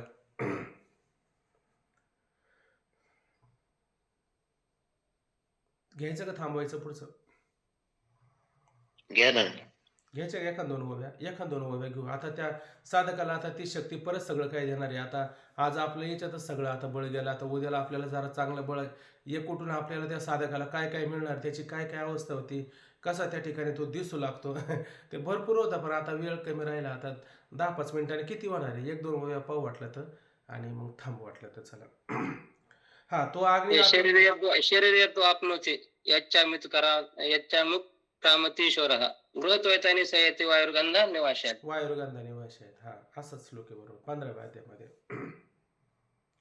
बर आता काय म्हटलं, मार्गमुडी ती नाडीची अशा पद्धतीनं काय होतं, सगळ्या 9 असणाऱ्या नाडे त्या सगळ्या नाड्या 9 म्हणण्यापेक्षा 10च्या 10 धरा वाटण तेवढ्या त्या सगळ्या नाड्या ज्या सांगितलेल्या किंवा ह्या 3 नाड्या मुख्य धरा, किंवा ह्या हातातून इकडून तिकडून, आता इकडून इकडे 2 नाड्या गेल्यात आणि इकडं 2 नाड्या गेलेल्या आहेत. मग आपण हाताच्या या 2 नाड्या पाहतो की नाही, या 2 नाड्यामध्ये ते प्राण वाहतात की नाही हे पण त्या ठिकाणी पाहिले जातात. पण हे प्राण त्या ठिकाणी मूर्ती बंद पडून जातात. एखाद्या वैद्याचे जर हातामध्ये गेलं ते म्हणतील हे गेलं, आता याला घेऊन जा असं म्हणेल. अशी सुद्धा त्याच्या ठिकाणी अवस्था होऊन जाते. गंमतचे हात जगतोच कसं काय त्या ठिकाणी. नवविध पण वायूचे आणि 9 प्रकारचे असणारे जे वायू आहेत ते सुद्धा त्या ठिकाणी थांबतात. जाय म्हणून शरीराचे धर्म नाही अशा पद्धतीनं हे प्राणही गेला. आता खरं पाहायला गेलं तर या मनाला आणि पुढं पद्धतीनं चालवणारा, संक्रमण करणारा, हालचाल करणारा जो प्राण आहे तो प्राणच बंद पडला. आणि त्या नाड्या ज्या असतात त्या नाड्या म्हणजे जसं कंठनाडी त्या ठिकाणी सांगितली, अशा अनेक प्रकारच्या नाड्या त्या ठिकाणी असतात. ते विचार मार्ग अमुक तमुक सगळ्या करणाऱ्या नाडे त्या बंद पडल्या आणि त्याला चालवणारा वायू सुद्धा बंद पडला. मग जाय म्हणून शरीराचे धर्म नाही. मग अशा पद्धतीनं त्या असणाऱ्या साधकाच्या ठिकाणी शरीराचे कोणते धर्म राहतील का, तर शरीराचे कोणत्याही प्रकारचे धर्म राहणार नाही. म्हणजेच तो त्या ठिकाणी काय होणार आहे, त्या ठिकाणी कसा होणार आहे. जसं एखादा मनुष्य निश्चित पडला, त्याला कोणाशी काही घेणं नाही देणं नाही, त्याला कोणी काही विचारलं तरी काही बोलत नाही, तो स्वतः काही कोणत्या प्रकारच्या क्रिया करत नाही, एकदम जसा शेतामध्ये बांधा असतो की नाही, आणि बांधावरती एखादं झाडाचं खोड आहे त्या ठिकाणी. ते खोड कसं असतं आपलं शांत, तो काय हालचाल करतं का खोड, काय कोणासंग बोलतं का, काही बोलत नाही, एकदम असा शांत बसलेला असतो. पण आतमध्ये इतकं शांत झालेला असतो. जसं सुषुप्ती अवस्थेमध्ये मनुष्य गेला त्यावेळेस तो काही बोलतो का, काय हालचाल करतो का, काही सांगतो का. पण स्वप्नामध्ये तरी बऱ्याच क्रिया चालू असतात, पण त्या सुषुप्तीमध्ये कोणत्याच प्रकारच्या क्रिया नसतात. म्हणजे त्या ठिकाणी काय होतो, क्रियारहित होतो. मला सांगा तो जर क्रियारहित झाला, आता त्याचा तो प्राण घ्यायचा पण बंद पडला, मग आता अशा पद्धतीने त्याच्या क्रिया कवर चालणार आहे, काय सांगावं त्याच्या क्रिया कुठपर्यंत चालतील, हजारो वर्षापर्यंत क्रिया चालू शकतात. आता हिमालयामध्ये गेल्याच्या नंतर काही लोक सांगतात की 200-400 वर्षाचे लोक सापडतात. एवढं वर्ष कसं काय जगली बरं त्या ठिकाणी, याचं कारण काय, ते पडलं ना, नाड्या बंद आहे त्यांच्या, वायू पण व्हायचं बंद पडलाय. मग शरीराचे धर्म चालतील का. शरीराला जे प्रारब्ध असतं क्रियामान लागत नाही, भरजित न्यायाप्रमाणे क्रियामान त्याला लागत नाही, संचिताचा काही संबंध नाही, संचित जाळून टाकलं, पण प्रारब्ध त्याला भोगायला असतं. मग मला सांगा, ह्या नाड्या बंद पडल्या, हा प्राण बंद पडलेला आहे, मग अशा पद्धतीनं ते प्रारब्ध त्याला भोगायचं असतं. मग तो प्रारब्ध भोगायला शिल्लक राहील का त्या ठिकाणी, प्रारब्ध सुद्धा भोगत नाही त्या ठिकाणी. म्हणजे प्रारब्ध भोगायला तो वृत्तीवर आला पाहिजे ना. तुकोबराय म्हणतात, ब्रह्मपुरी वास करणी अखंड न दिखजे तोंड बेटाळाचे. म्हणजे ब्रह्मस्वरूपामध्येच राहणं, आता ब्रह्मस्वरूपाला सोडून कुठं जाणंच नाही, अशी अवस्था होत असं. वृत्तीवर आम्हा कसं येणे, म्हणजे आम्हाला वृत्तीवर यायचंच नाही, यायचं काही कामच ठेवलं नाही. म्हणजेच काय, किती त्यांचं आयुष्य वाढत असेल बरं, इतकं आयुष्य त्यांचं वाढतं, पण त्याला प्रारब्ध लागत नाही, काय नाही. आणि अशा पद्धतीनं त्या ठिकाणी आनंद घेतात.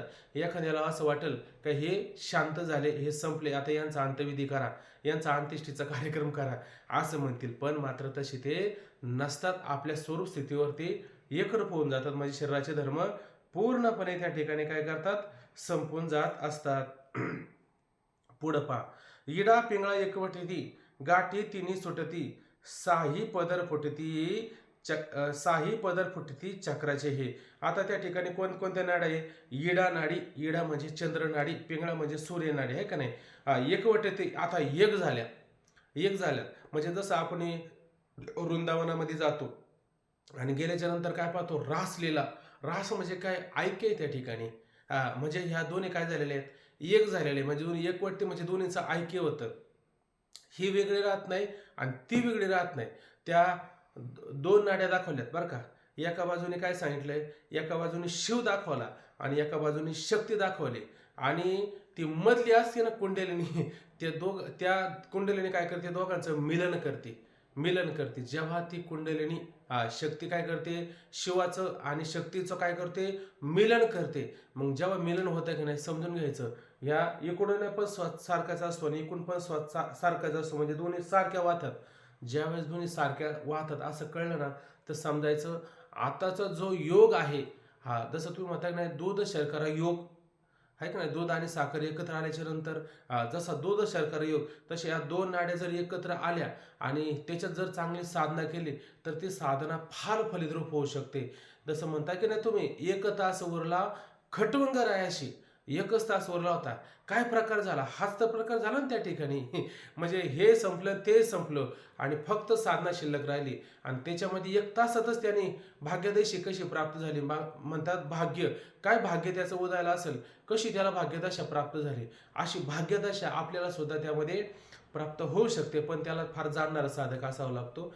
आता मला असं वाटतं मी तर माझं कबूल करतो, आपलं काही काम नाही ते, आणि होणार नाही, कुठं एवढं लक्ष ठेवणार आहे, कुठं वाती धरणार, कुठं त्याला पाहणार. त्यापेक्षा आपलं रामकृष्ण हरी बस, एवढंच मला कळतं. माझं काम नाही ते, ज्याला होत असेल त्याने करावं. मग गाठी तिन्ही सुटते, आणि 3 प्रकारच्या गाठी असतात. किती गाठी असतात? 3 प्रकारच्या गाठी. कुठं कुठं गाठी असतात हाय का लक्षात तुमच्या? खाली एक गाठ सांडली, बंद केला का नाही आपण? बंद कुठं कुठं बंद केला? कंठापाशी एक बंद केला, नाभीपाशी एक बंद केला, आणि मुलाधारापाशी एक बंद केलेला आहे. असे 3 बंद केले की नाही. या 3 बंदाचं तात्पर्य काय? म्हणजे मला असं वाटतं 13व्या अध्यायामध्ये एक श्लोक आलेला आहे. तिथं म्हणले उपद्रष्टा हनुमंताचं भरता भोगता महेश्वर. म्हणजे पिंडी ते ब्रह्मांडी, जसं ब्रह्मांडामध्ये आहे की नाही ब्रह्म विष्णू महेश, तसं ह्या पिंडामध्ये सुद्धा आहे. मग नाभीच्या ठिकाणी कोण राहतो? जालंधर बंद. इथं गेला की नाही, आणि भगवंताला एक नाव आहे जालंधर. भगवान शंकराला नावच आहे जालंधर. त्या कंठामध्ये त्यांनी सगळं साठवून ठेवलेलं आहे, म्हणजे बंद केलेलं आहे. कोणी केला बंद? भगवान शंकराने. ते विष खाली पण नाही वर पण नाही, इथं ठेवलेला आहे. हा बंद आहे. कोणता बंद आहे? भगवान शंकराचा जालंधर बंद. भगवान शंकर त्या ठिकाणी करतात, वरून जाऊन देत नाही. म्हणजे हा जालंधर, म्हणजे हे कोणती गाठ आहे? हे गाठी सोडायच्यात का अशाच लावून ठेवायच्यात आपल्याला? हे लावून नाही ठेवायचे, पुढे साधकाला सगळे जीवन जगायचं ना, सोडायच्यात गाठी. हा जालंधर बंद, ही कंठात असणारी गाठ, ही पण आता सोडून टाकायची आपल्याला. पण कधी? ह्या 2 एकत्र आल्याच्या नंतर. हा पण सोडला. नाभीच्या ठिकाणी कोण आहे? हे जगताची उत्पत्ती कोण करतं? मगाशीच म्हणून गेल्याकडे पै सृष्टीच्या उपक्रमा वेडा ऐसा ब्रह्मा. तो सृष्टीच्या आरंभी तो ब्रह्मदेव उत्पन्न झाला, पण कुठून उत्पन्न झाला? नाभी कमलातून. नाभी चतुर्णांना काकड्यामध्ये म्हणतात अभंग, काकण्यामध्ये नाभी चतुर्णांना, म्हणजे नाभीतून. आठवतं का बघा बरं तुम्हाला अभंग? बोलता येईल त्याच्यावरती. नाभी चतुरानना नाही आठवत का? काकड्यामध्ये अभंग आहे, मला थोडंच कधी कधी आठवतं. 16 सहस्रनामा नित्य कामिना काहीतरी भोगती, असा बघा सुरुवाती. त्याच्यामध्ये भरपूर असं वर्ण आलं. चरणी जन्मली पैगंगा 16 सहस्रनामा संभोगा नित्यनपूर्ती कामिनी. ते बघा ना, त्याच्यामध्ये कोणी जर काकड्यावली असेल, दशरथ महाराज काकडा करताना तुम्ही, मग असं वेळेला आठवत नाही. मग ते पाठांतर होतं फक्त, ते आठवत नाही. ते असं बारकाईने त्याचं पाठांतर. सुरुवात काय त्या अभंगाची? आता काय माहिती, नाभी नाहीये शब्द त्याच्यात, नाभी शब्द नाहीये त्याच्यात. नाही का? नाही त्या अभंगात नाहीये. नाभी चतुर्णांना तिथं नाभी चतुर्णांना असं शब्द आला, म्हणजे नाभीतून, भगवंताच्या नाभीतून चतुर्णांना. चतुरा तो शिरोमणी गुण लावण्याची खाणी ही नाही, तो नाही अभंग, तो नाही. भगवंताची नाभी आहे आणि चतुर्नाना म्हणजे 4 तोंड असलेला हा ब्रह्मदेव त्या ठिकाणी निर्माण झाला. कुठून निर्माण झाला? नाभी. या नाभीतून काय? या नाभीतूनच सगळी मुळे. आता किती नाड्या सांगल्या आपण? 24 नाड्या सांगल्या. खाली 10, वरती 10, या डाव्या हाताने 2 आणि उजव्या हाताकडे 2, अशा 2 अंगाकडं 2-2 नाड्या, अशा 4 नाड्या, खाली 10 आणि वरती 10, अशा 24 नाड्या सांगितल्यात. हे 24 तत्व आहे त्या ठिकाणी. 24-25 बरंच त्याच्या ठिकाणी विचार करता येतो, बरेच त्याची संगती लावता येते. अशा पद्धतीने ह्या गाठी आहेत, जालंधर गाठी भगवान शंकराच्या संबंधाने घ्यायची. नाभीच्या ठिकाणी असणारी कोणती गाठी घ्यायची? नाभीच्या ठिकाणी. तर नाभीच्या ठिकाणी ही ब्रह्मदेवाची असणारी ही गाठी त्या ठिकाणी, ती ओडियाना बंधाची गाठी. आणि खाली मूलाधार चक्रापाशी भगवान विष्णू सांगितले. तर तिथं भगवान विष्णूची त्या ठिकाणी गाठ सांगितलेली आहे का नाही? म्हणून भगवान विष्णू काय करतात? पालन पोषण करतात. तसं त्या ठिकाणी मूलाधार आणि चक्र ज्याचं डॅमेज झालं ना, त्याला कोणतंच कार्य नीटनेटकं होत नाही. म्हणून ज्याचं मूलाधार चक्र मजबूत आहे, व्यवस्थित आहे, त्याला त्या ठिकाणी सगळं कार्य करता येतं. आता ही चक्र का निर्माण झाली बरं? याच्यात पण असं म्हटलं जातं की ह्या 10 नाड्या असतात का नाही, खालच्या वरच्या 10 नाड्या, या 10 नाड्या विषम रूपाने वाहू लागतात, विरुद्ध रूपाने वाहू लागतात. आणि जेव्हा त्या विरुद्ध रूपाने वाहू लागतात की नाही, म्हणजे खालच्या कधी कधी वर येतात आणि वरच्या कधी कधी खाली जातात. जसं झाडाचं मूळ आहे का नाही, पसरायला लागल्याच्या नंतर ते घरात शिरण, भिंती शिरण, कुठंही शिरण, म्हणजे खाली शिरायचं तर ते कधी वर शिरतं आणि वरचं वर शिरायचं तर कधी कधी खाली येतं. त्या पारंब्या कधी बघा बरं, त्या वरच्या पारंब्या कधी कधी खाली येतात, मुळाला मुळं गुंतून पडतात. जेव्हा ते असं बघा तुम्हाला जर सापडलं तर मुळाला मुळ गुंतलं का त्याचं एक असं गोल असं भाग तयार होतं, त्याला चक्र असं म्हणलं जातं. तसे हे 6 चक्र तयार होतात की नाही. हे चक्र तयार होण्याचं कारण काय? खालच्या नाड्या वरच्या नाड्या आल्या एकत्र, आणि एकत्र आल्यामुळं ते काय आलं? चक्र तयार झाले. हे मगाशी बोलायचं राहून गेलं. बरं झालं आता योगायोगाने आठवलं. त्याच्यात सांगितलं त्याने खालच्या आणि वरच्या नाड्या एकत्र विरुद्ध गुणाने एकत्र येतात आणि त्याच्यामध्ये अशा पद्धतीनं चक्र तयार होतात. आणि ही चक्र तयार झाली की ही असणारी कुंडलिनी ही काय करते? त्या चक्राला भेदन करते. म्हणजे त्या चक्राच्या पण गाठी सांगितल्या, त्या गाठी पण ती काय करते? सोडून टाकते. पण अशा पद्धतीनं काय होतं? जाऊ दे, आता तो वेळ कमी राहिला आपल्याला. म्हणून येडा पिंगळा एकवटी, येडा आणि पिंगळा त्या ठिकाणी एकत्र होतात. गाठी तिने सुटती, म्हणजे 3 प्रकारच्या गाठी त्या ठिकाणी सांगितलेल्या आहे. त्या 3ही प्रकारच्या गाठी म्हणजे ब्रह्मदेव विष्णू खाली शिवणीपाशी, ब्रह्मदेव त्या ठिकाणी नाभीपाशी, आणि जालंधर भगवान शंकर त्या ठिकाणी त्या असणाऱ्या 3 गाठी, त्या असणाऱ्या 3ही गाठी त्या ठिकाणी सुटून जातात. गाठी शब्दाचा अर्थ माहिती ना? गाठ आपल्या पोटात भरपूर गाठी असतात ना. तुका म्हणे सोडल्या गाठी, मिठी दिली पायाशी, ऐक ना. त्या तुकोबांनी गाठी सोडल्या. मग कोणत्या गाठी सोडल्या? तर ह्या 3 असणाऱ्या गाठी सोडल्या. विचारसागरामध्ये पण ह्या गाठींचा विचार आलेला आहे. त्याच्यामध्ये 3 देह सांगितले आणि 5 कोस त्या ठिकाणी सांगितलेले. ऐकत असेल तर फक्त 2 मिनिटं मी सांगतो, जास्त नाही सांगणार. तर ते 5 कोस सांगत असताना ते आनंदमय कोश सांगितलं की नाही. त्या आनंदमय कोशामध्ये कुणी रुई, कुणी वड, कुणी पिंपळ, कुणी फावडं, कुणी कुदळ, कशाची पण पूजा करतंय. ही सुद्धा काय? गाठच आहे. ही गाठ सुद्धा तुका म्हणे सोडल्या गाठी, म्हणजे आम्ही ह्या सुद्धा गाठी सोडून टाकल्या. शेवटी तुकोबराय असं म्हटले, माझ्या लेखी देव मेला, म्हणजे ही सुद्धा गाठ होती. कोणती? माझ्या लेखी देव मला, म्हणजे तुम्ही देव नाही का? तुम्ही देवाचे आणि तुम्ही परत बाकीच्याला देव म्हणू लागले. याचा अर्थ काय झाला? तुमच्यामध्ये गाठ पडली, म्हणजे ही सुद्धा गाठ आपल्याला काय आहे? सोडून टाकायची. जर ह्या जोपर्यंत गाठी असेल, तो मला कुणीतरी देतो, तो माझं कुणीतरी करतो, या गाठी नाही का आपल्या ठिकाणी? ह्या गाठी सुटल्या पाहिजे. माऊली म्हणतात का नाही, तो सृजी पाळी सहारी, आयशे बोलते जे चराचरी, ते अज्ञान गा अवधारी पंडुकुमारा. अरे अर्जुना, तो सृजी पाळी सहारे, अरे तो सृजन करतो, पालन करतो, सहार करतो. असे बोलती या जगामध्ये लोक बोलतात की नाही, ते आज्ञानी. मग कोणी सृजन कळत नाही, कोणी पालन करत नाही. अरे आपणच मारे, आपण आपल्याला तारतो, आपण आपल्याला मारत असतो, हे सांगितलं. म्हणजे त्या ठिकाणी तुम्ही भेद ठेवला, ह्या भेदाच्या गाठी ह्या सुटल्या पाहिजे. आणि कुठं गाठी सुटतात? संतांच्या चरणाच्या जवळ गेल्यावर ह्या गाठी सुटतात. किंवा या ज्ञानेश्वरी म्हणजे संतांच्या चरणी, आणि संतांच्या चरणाच्या जवळ बसून आपण गाठी सोडत असतो. म्हणून इथं गाठी सुटतात. आणि जोपर्यंत या गाठी सुटत नाही तोपर्यंत शीतलता आपल्याला नाही. बंधनापासून येऊ करेल्या गाठी, आले भेटली बघा, असं प्रमाण दिलं पाहिजे. या गाठी निर्माण कुठून झाल्या? बंधनापासून.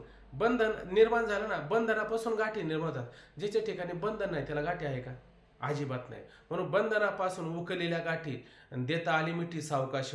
कधी देता आली मिठी सावकाश? त्या स्वरूपावरती मिठी देता येते, त्याला आलिंगन देता येतं. पण कधी? संदेहाच्या सुटल्या गाठी. या संदेहाच्या गाठी सुटल्या पाहिजे. अहो तो भगवान शंकर आहे तोच पालन करतो, तो विष्णू आहे तोच पालन करतो. आता हे बोलू नाही त्यांना पण म्हणण्याचं तात्पर्य ह्या गाठी सोडायच्यात. म्हणून मी तुम्हाला सांगतो, ह्या गाठी नाही सुटल्या का मग घोळ होतो परत आपला, आहे का नाही? म्हणून ह्या गाठी सुद्धा आपल्या सुटून जातात. चला आता बोलण्यासारखं मला आता परत आठवायला सुरुवात होती, मग फार गोळ होतो. मग साही पदर फुटती चक्राची, आणि अशा पद्धतीनं काय ह्या गाठी सुटल्या. आता चक्राचे पदर का बरं सुटतात? चक्राचे पदर, चक्र कशी काय तयार झाले? अहो खालच्या नाड्या वरच्या नाड्या एकत्र आल्या ना विषम गुणामुळं, मग असे एकत्र आल्यामुळं हे चक्र तयार झाले ना. मग हे चक्र पण गाठ नव्हते का? हे चक्राचे पदर ह्या पण गाठी होत्या ना. म्हणून माऊली ह्या ठिकाणी काय म्हणतात की साही पदर फुटती चक्राचे, अशा 6 चक्राचे जे पदर तयार झालेले, ऐक नाही, हे सुद्धा त्या ठिकाणी काय आहे, हे पदर नाही, ह्या पण एक प्रकारच्या गाठी. पण याचे जसं दोरा, आणि दोऱ्याचा एखादा पदर आपल्याला सापडला की तो दोऱ्याची असणारी गाठ सुटते, तसे या नाड्यांपासून तयार झालेले हे चक्र, याच्या सुद्धा अशा असणाऱ्या गाठी त्या ठिकाणी काय करतात, चांगल्या प्रकारे सुटून जातात. आता वेळ भरपूर झाला, उद्याला आपण बाकीचा विचार करू. पुंडलिक वरद हरी विठ्ठल, श्री ज्ञानदेव तुकाराम पंढरनाथ.